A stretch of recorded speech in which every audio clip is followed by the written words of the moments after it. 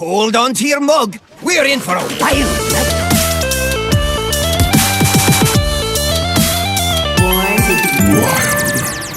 Hi everybody, Nate Wolfe here from Born to be Wild, a Wild exclusive Hearthstone podcast. On our last episode, we did our Wild Perspective set review for Fractured and Alterac. If you're interested in hearing our full commentary, check out episode 86 of Born to be Wild. The link to that video is in the description below. Today, I'm going to give you a quick version of our top 13 Fractured and Alterac cards from a Wild perspective.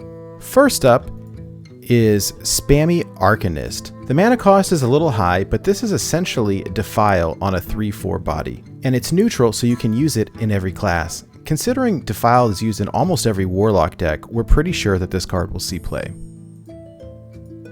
Next up is Brucon of the Elements. Shaman hasn't seen a ton of competitive play lately, so we're hoping this card provides some support to the class. It can be played in Shutterwalk Shaman or other control Shaman builds, and the hero powers were reminiscent of Dr. Boom Mad Genius. Next up is the new Priest hero Xyrella the Devout. Priest has fallen out of favor recently in favor of aggressive decks like Quest Pirate Warrior and Quest Odd Hunter, but regardless, we like this card and feel that it could be good in the right deck. Big Priest has been tier 4 in the last several meta snapshots, and we thought that maybe this card in a modified Big Priest has potential, as it synergizes with cards like Convincing Infiltrator and Scrapyard Colossus. Alternatively, there may be a fun combo with Death Rattle cards that deal damage to the enemy hero, like Shadowed Spirit, Leper Gnome, Backstreet Leper, Kobold Sand Trooper, etc. For the memes, you can play it in Awaken the Maker's Reno N'Zoth Priest. The next card up is Stone Hearth Vindicator. This card seems like a great tempo play, and targeted draw and thinning your deck is always good. If this drew a spell that cost 4 or less, it would be totally broken because, well, Call to Arms. That being said, this card still seems strong because it can draw cards like Muster for Battle. Alternatively, this could be used to enable combos by drawing cards like Call to Adventure or Time Out. Also, this card is 3 cost, so if Odd Paladin ever comes back into the meta, it's possible that this card fits into that deck as well.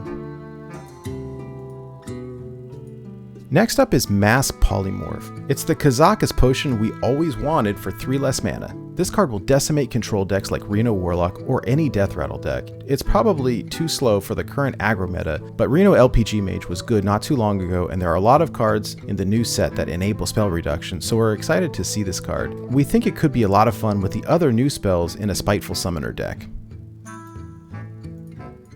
Next up is Shivering Sorceress. This card is aggressively statted as a 1-mana 2/2, and spell reduction is always strong in Mage, where we've seen reduced spells break the meta time and time again. Granted, you have to have the spell in your hand for it to be reduced, but the chances are pretty good that you'll be able to pull it off, and even if you need to play it for tempo, it's still strong.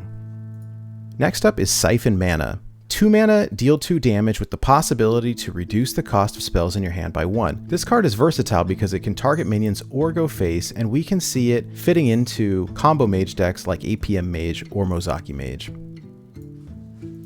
Next up is the Druid spell, Capture Cold Tooth Mine. Druid has had crazy combo decks for ages, and a lot of times the hardest part is drawing the combo piece you're missing. With this card, you can draw either your highest or lowest cost card, and the chances are, if you're playing with a deck tracker, you know which cards are left in your deck to pull.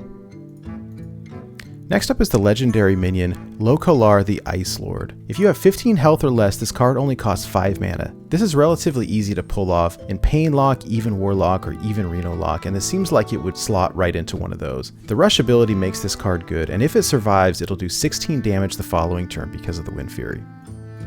Next up is our new free legendary minion, Drekhthar. As we've already had a couple of weeks to play with this card, we've noticed that it's really good, and we're sure that there's potential it'll get even better with the new cards, as it's essentially Call to Arms on a 4/4 body. When it's played, it creates an incredible tempo turn, and we've already seen it enable OTK combos with Mage in Sorcerer's Apprentice and Flamewaker. Next up is the new rogue hero, Shadowcrafter Scavs. The more we looked at this card, the better it kept getting. At 7 mana, it's a little slow, but it provides so much value. It buys you a turn by returning all cards to their owner's hand and drops 8 stealth damage on your side of the board. Plus, for the rest of the game, your hero power is a preparation. We see potential for this card in basically any rogue deck, whether it's Odd Rogue, Mill Rogue, Pillager Rogue, etc. Next up is Ice Trap. We're seeing more secret support for Hunter in this set, and Ice Trap is the best Hunter secret we've seen in ages. It's 1 mana cheaper than Counterspell, and it's going to infuriate your opponent. We're not sure whether Secret Hunter or Spell Hunter will make a comeback, but regardless, this spell looks like so much fun, we can't wait to try it. Finally, our favorite card for the Fractured and Alterac Valley expansion. The new Druid hero, Wildheart Guff. There's so much value here. For 5 mana, you gain 5 armor, draw a card, and gain a mana crystal. Oh, and set your max mana crystals to 20? Something we've never seen before. The running joke is that you could play a Molten Giant for full cost. But for real, this card seems scary good.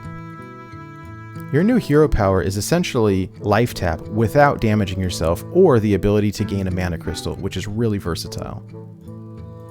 Like I mentioned before, Druid has always been the combo king, and this card should slot right into decks like Togwaggle, Malygos, or other combo decks.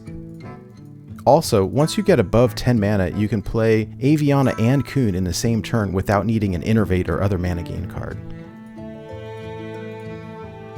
Alright, that's it for our top 13 cards from a wild perspective. What are your favorite cards from Fractured and Alterac Valley? Let us know in the comments below. If you enjoyed this content, please like and subscribe, and stay tuned to our YouTube channel for more wild content. For more information about Born to be Wild, check out our website at www.borntobewildhs.com. Thanks for watching.